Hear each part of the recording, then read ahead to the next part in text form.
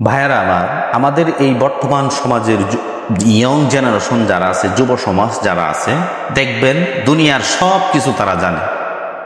খেলোয়াড়দের নাম জানে, বিভিন্ন দেশের প্রধানমন্ত্রীর নাম জানে, হলিউড বলিউড সিনেমার সকল তথ্য তারা জানে, বিভিন্ন মোবাইলের ফাংশন তারা খুব ভালোভাবে জানে। কিন্তু স্বামী এবং স্ত্রীর প্রথম যেই রজনী বাসর রাত্র, সেই বাসর রাত্রের মধ্যে কি কাজ করতে হয় তারা এটা জানে না, তারা জানার চিন্তাও করে না। স্বামী এবং স্ত্রীর প্রথম রাত্রটা, যে রাত্রটাকে বলা হয় বাসর রাত্র, এই রাত্রির মধ্যে কি করতে হয় একটা পুরুষ এটা জানা দরকার, ফরজ। কিন্তু আজকে তারা এই ফরজ রূপী আবাদত বাদ দিয়ে, যেটার কোনো জানার কোনো প্রয়োজনেই নাই, না জানলেও কোনো সমস্যা নাই, এইটা নিয়ে তারা ব্যস্ত হয়ে আছে।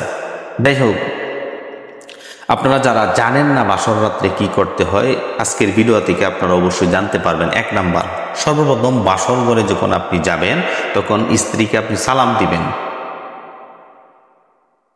আসসালামু আলাইকুম, আপনার উপরে শান্তি বর্ষিত হোক। ওয়া আলাইকুম আসসালাম, আপনার উপরেও শান্তি বর্ষিত হোক। শান্তি বর্ষিত নিয়ে আপনি ঘরের মধ্যে ঢুকতেছেন বাসর ঘরে।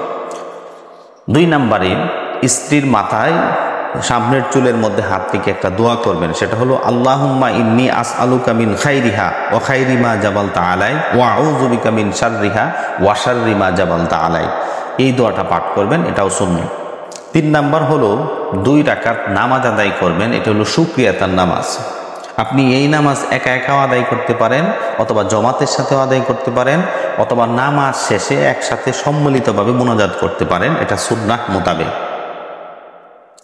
এই নামাজটা আদায় করুন। এই নামাজের অন্য কোনো নিয়ম নাই, আপনি স্বাভাবিক মতোই যেভাবে নামাজ পড়েন এই নামাজ আপনি আদায় করতে পারেন।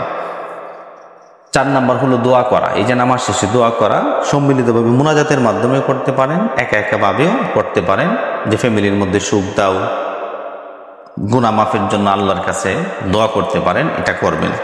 5 নাম্বার হলো মেহমানদারি করা। মেহমানদারি কি? আমাদের ঘরের মধ্যে যখন কোনো মেহমান, নতুন মেহমান আসে, আমরা তাকে বিভিন্ন রকমের পানীয় পান করতে দেই, বিভিন্ন রকমের খাবার দেই। মহিলাটা আসছে, এই ওয়াইফ, নতুন মানুষ ঘরের মধ্যে আসছে, তাকেও মেহমানদারি করতে হবে। এই হিসাবে আপনি তাকে মিষ্টি খাওয়াতে পারেন, তাকে আপনি ঠান্ডা পানীয় খাওয়াইতে পারেন, অথবা আপনি খেজুর খাওয়াতে পারেন, আপনি ফল ফ্রুট খাওয়াতে পারেন, এটা আপনার ব্যক্তিগত বিষয়। এই মেহমানদারি আপনি করবেন। 6 নাম্বার হলো পরিচিত হবেন, একে অপরের সাথে আপনি কথা বলবেন। তার নাম কি, তার কয় ভাই, তার চাচারা কি করে, সে কি পড়াশোনা করেছে, বিভিন্ন রকমের এভরিথিং বিষয় আপনি আলোচনা করতে পারেন পরিচিত হওয়ার জন্য। 7 নাম্বার হলো তখন আপনি সহবাসের দিকে অগ্রসর হবেন। সহবাস যখন করবেন, সহবাসের আগে দোয়া করবেন, আল্লাহুম্মা জান্নিবনা শাইতান ওয়া জান্নাবিশ শাইতানা মা রাযাকতানা। এই দোয়া পাঠ করে আপনি সহবাসে লিপ্ত হবেন। তারপরে 8 নাম্বার হলো ওলিমা করা। ওলিমা করা, দেখেন, ওলিমাটা হলো বাসরের পরে, অর্থাৎ মেয়েটাকে উঠায় নেওয়ার পর যে রজনী হবে, এই রজনীতেই কিন্তু এই রজনীটাই কিন্তু বাসর রাত্র।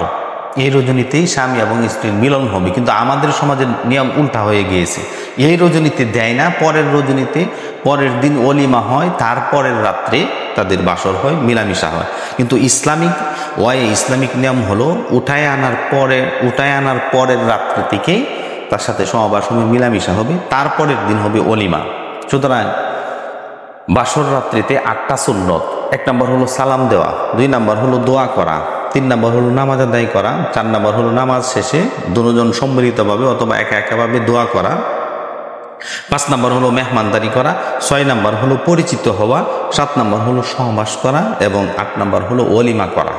এইগুলি আমাদের সকলকেই বুঝতে হবে, সকলকেই, যারা এখনো বিবাহ করেনি, এই সমস্ত কাজ বিবাহের রাত্রিতে আদায় করার তৌফিক দান করুক, আমিন।